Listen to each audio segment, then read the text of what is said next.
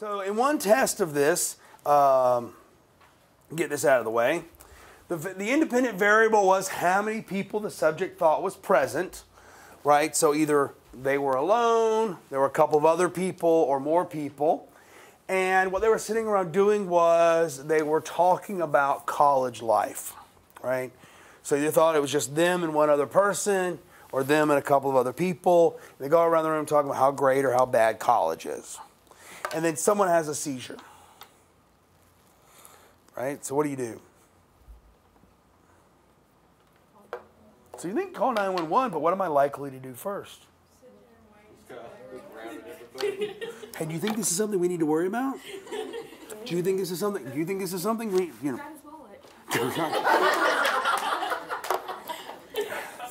Byron's like, grab his wallet. Wonderful. You know the world is going to think you're a thief, right? You know, there's going to be a crime committed. They're going to go, Byron did it. But actually what it turned out is that when people were alone, they were far more likely to help. And the more people who were present, the less likely and slower they were to do so. This is disturbing, right? So this is one test of it. And they thought, well, what if your own life is in danger? We already had an example of this in this class. We had a day when the smoke alarm was going off, right? All right.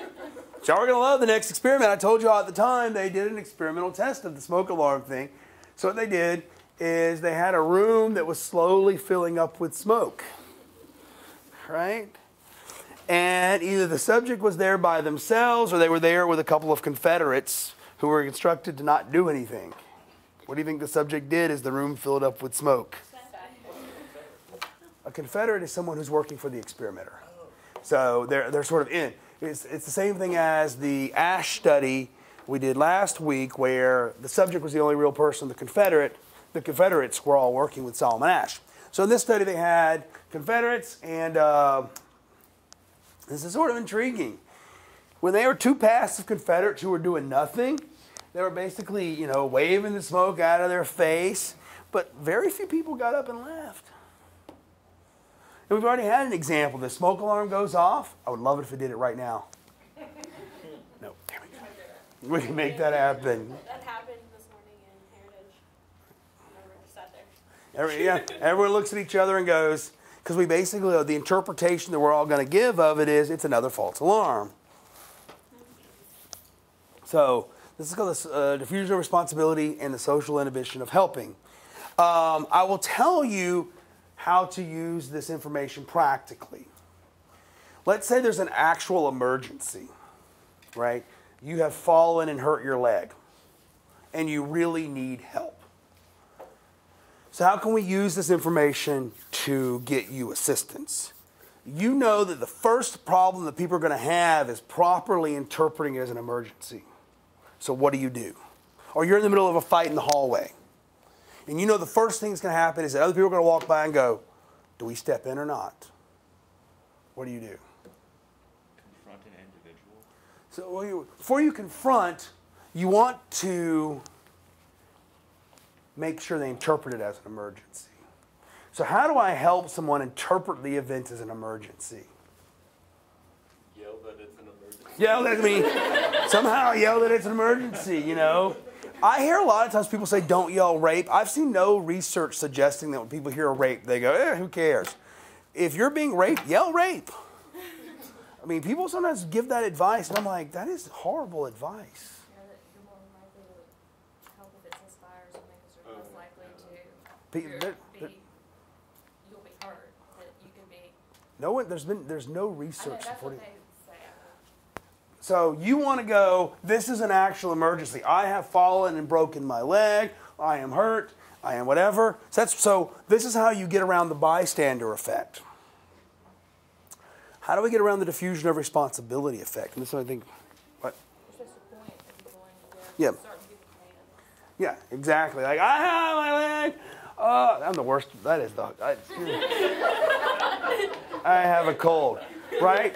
So I've just been robbed by Byron. So I want y'all to know that he's the one who did it. I've just been robbed, that man right there. right? Can you chase him down, right? Or can you call the police and identify him? This is serious. If you want help, this is what you have to do. You gotta defeat both of these. So, any questions about this before I give you some more applications to help you out in your life? All right. There is a phenomenon in economics, in philosophy, in sociology, in a lot of fields called the tragedy of the commons. And the way the tragedy of the commons works, and this starts to blend off this invisibility problem. And it's that things that are held in common are more likely to be depleted, like water, air, parks. You think about if it's a park and no one's there to make sure you pick up your litter, people are going to litter. So resources that tend to be owned by everyone get depleted faster because no one feels the responsibility to clean up after themselves. It's called the tragedy of the commons. So one way to get around this problem is if you actually make people visible. What's a way you can make someone visible? No, make them visible. They have to pay. Or you put a camera. One of the things cameras are supposed to do is make you visible. This is also related to another problem known as the free rider problem. And y'all may have experienced this if you go out with a bunch of friends to lunch and you put everything on one tab, right? So you go out, you're having lunch, it all goes on one bill. People sometimes think, well, I don't have enough money for tip. So what do? Yeah, someone else will pay it. So if I want to avoid the free rider problem at lunch, what might I do? Split it into individual bills. Split it into individual bills, yeah, because then you get around the problem of invisibility. With the free rider problem in ethics, which we often see this with things like if you require people to voluntarily support the fire department, right? And then if there's a fire at your house, you just hope they show up. Right. Give you some more here.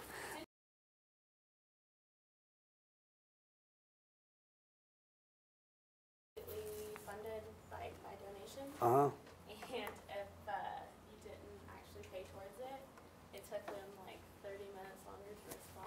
I've seen places where the fire department has not Responded responded at all because it's like, you know. What about this one? Let's say I spend a lot of time in fast food restaurants reading. It's weird. And I've done it since I was a sophomore in high school, so that's a quarter of a century for y'all doing math at home. So I have to get up and go to the bathroom. I have all my stuff sitting out. How do I stop someone for stealing my stuff? Stealing your stuff?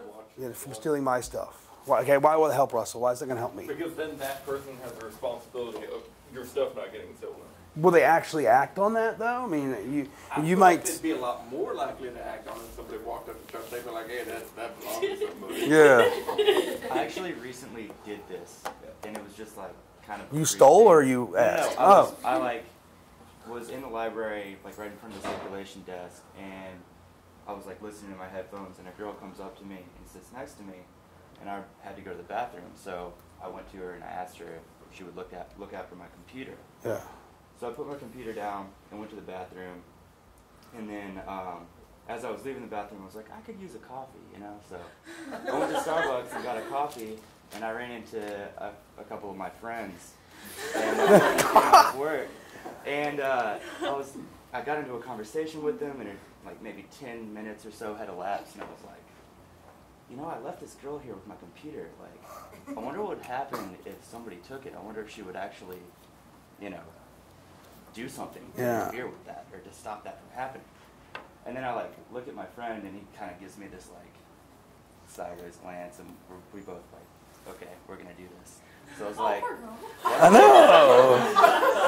know, it's terrible. I don't know. No, it's not. It's a naturalistic experiment. Yeah. So I convinced my friend, or actually he voluntarily, he was like, all right, I'm gonna go take your computer, and I was like, I don't know if I should put this girl through this. Like, you know, I don't even know her, but I don't know. There were a few other people there, and they kind of peer pressured me. Yeah. So, he like walked over to my computer and like walked straight there, and I walked around. You know how there's like glass with the circulation area.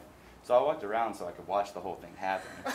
And Chase, my friend Chase, like walked straight to my computer and like went right for it and started to grab it. And he told me that the girl looked at him and goes, somebody's sitting there. And he goes, I know. And unplugs my headphones and just walks out of the library with my computer. And she didn't do anything about it. Oh, wow. So then I walked back around and like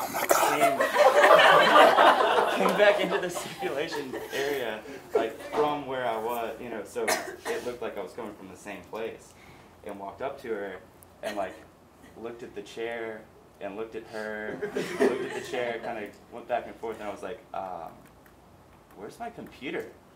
She was like, somebody took it. He looked like he knew what he was doing.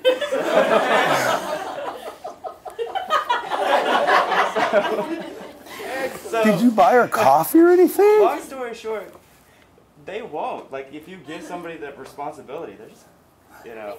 I don't know. He did it. I think there's some confounding variables in there. He did it really confidently. This guy is like, I don't know.